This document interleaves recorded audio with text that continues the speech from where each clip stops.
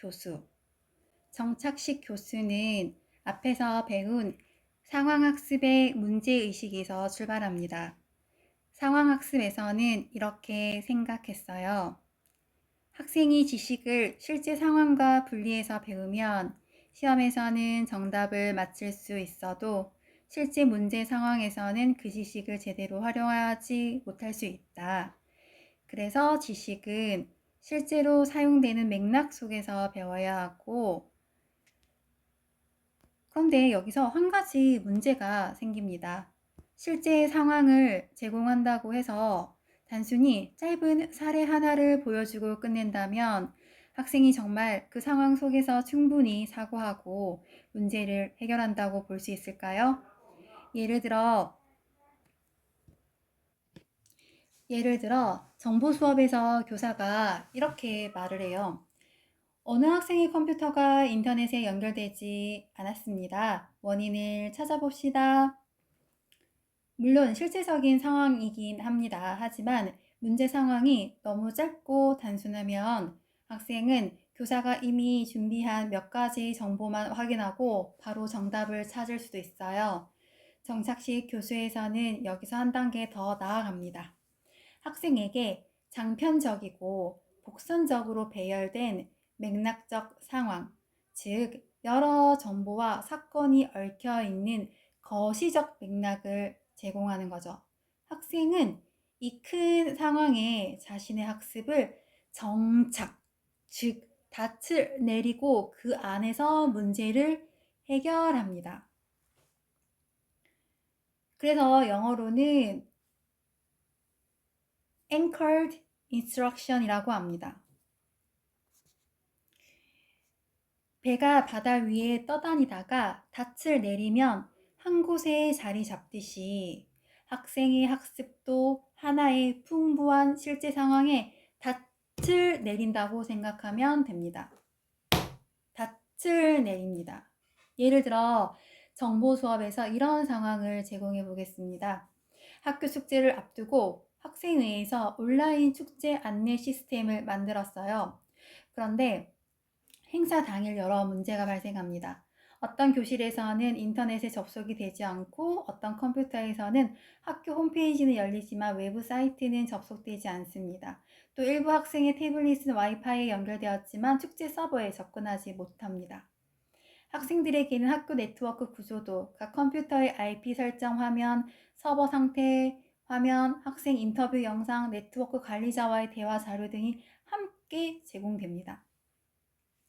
교사는 처음부터 이 문제는 게이트웨이가 잘못된 것입니다 라고 알려주지 않습니다. 학생들이 상황 속에서 들어가서 묻습니다. 왜 일부 컴퓨터만 안 될까?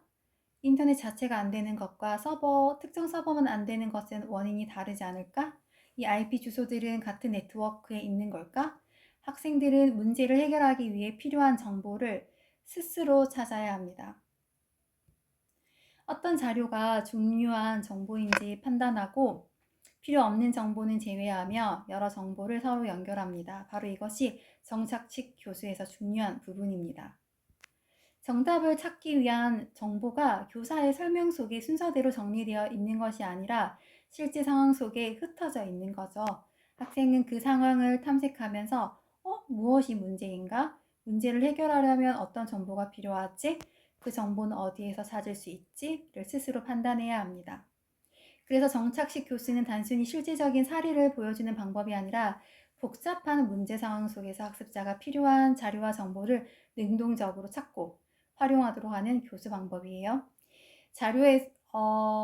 정착식 교수는 학생들이 문제 해결에 필요한 자료와 정보를 능동적으로 찾을 기회를 제공하기 위해 여러 멀티미디어를 활용하여 현장감 있는 상황을 제공하는 것을 강조합니다. 그러면 여기서 이런 질문이 생깁니다. 왜 굳이 멀티미디어를 사용할까요? 텍스트 한 장으로 상황을 설명해도 되지 않나요? 정착식 교수에서 중요한 것은 학생이 실제 상황 속에 들어가 있는 것처럼 느끼게 하는 거죠. 따라서 글만 주는 것보다 영상, 사진, 음성 그래프, 지도, 인터뷰와 같은 다양한 자료를 함께 제공하면 문제 상황이 훨씬 풍부하고 실질적으로 느껴집니다.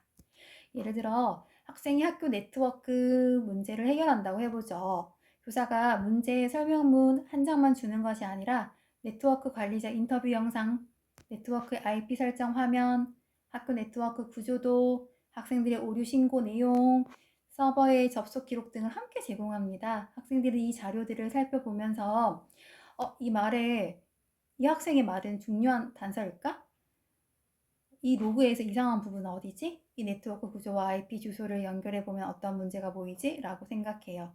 즉 멀티미디어는 단순히 수업을 재밌게 만드는 장식이 아니라 학생이 문제 해결에 필요한 정보를 탐색할 수 있는 실질적인 문제 환경을 만드는 역할을 하는 거죠.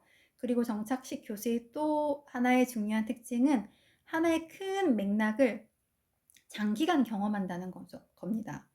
짧은 문제 하나를 풀고 바로 다음 문제로 휙휙 넘어가는 것이 아니라 하나의 복잡한 상황 안에서 여러 문제가 계속 나타납니다. 처음에는 인터넷이 안 돼 라는 초기 문제가 있지만 조사하다 보니까 왜 특정 교실에서만 문제가 생겼지? 왜 내부 서버는 접속되는데 외부 인터넷은 안 되지? 와 같은 새로운 메시지가 계속 나타나요. 이렇게 하나의 장편적인 상황 안에서 여러 문제를 경험하면서 학생은 단편적인 지식을 따로 사용하는 것이 아니라 여러 지식을 연결해서 사용하게 됩니다. 그래서 자료에서는 장편적이고 복선적으로 배열된 실제적 장면, 즉 거시적 맥락을 제공하여 학습을 그 맥락에 정착시키고 복잡한 문제 상황 속에 다양한 맥락을 장기간 경험하도록 한다고 설명되어져 있다고 해요. 이제 상황학습과 정착식 교수의 차이도 자연스럽게 이해할 수 있게 됐죠? 둘 다 실질적인 맥락을 중요하게 생각해요. 하지만 강조점이 조금 달라요. 상황학습은 전문가가 실제로 활동하는 상황을 보다 강조하고요. 정착식 교수는 반드시 전문가의 현장일 필요는 없고 학생이 경험할 수 있는 일상적인 상황을 풍부하게 구성하여 학습 상황으로 제공하는 것을 보다 강조합니다.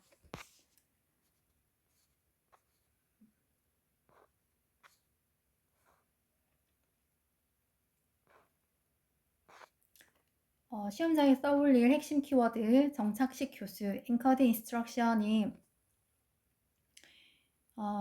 큰 실제 상황에 학습의 닻을 내린다를 키워드로 떠올리고요. 첫 번째, 장편적, 복선적, 맥락적 상황. 그리고 2번, 거시적인 맥락. 다시 1번, 장편적, 복선적, 맥락적 상황. 단편적인 문제 하나가 아니고 여러 정보와 사건이 얽힌 실제적 장면. 2번, 거시적 맥락. 복잡한 문제 상황을 장기간에 경험하고 하나의 큰 맥락 속에서 여러 문제를 해결한다. 3번, 일상적 상황. 상황학습은 전문가적 상황을 보다 강조해요. 정착식 교수는 학생에게 친숙한 일상적 상황을 강조합니다. 4번, 멀티미디어 활용.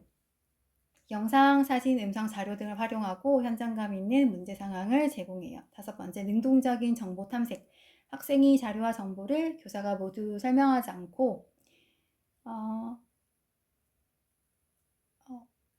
필요한 자료와 정보를 교사가 모두 설명하지 않고 학생이 문제 해결에 필요한 정보를 스스로 찾고 활용합니다. 자, 한 문장으로 떠올려 볼게요. 시험장에서 마지막으로 이 문장을 떠올리면 됩니다. 자, 정착식 교수는 장편적이고 복선적인 일상적 거시 맥락의 학습을 정착시키고 멀티미디어를 활용하여 학생이 문제 해결에 필요한 정보와 자료를 능동적으로 탐색하도록 한다. 다시 정착식 교수는 장편적이고 복선적인 일상적 거시 맥락을 학습에 정착시키고 멀티미디어를 활용하여 학생이 문제 해결에 필요한 정보와 자료를 능동적으로 탐색하도록 한다. 여기서 복선적이라는 말이 궁금해서 찾아봤고요. 정착식 교수에서 말하는 복선적 맥락은 쉽게 말하면 문제 해결에 필요한 여러 단서와 정보가 하나의 큰 상황 속에 여기저기 얽혀 있는 겁니다. 복선이라는 말을 단서로 떠올리면 될 것 같네요. 네, 정창식 교수는 여기까지 정리하도록 하겠습니다.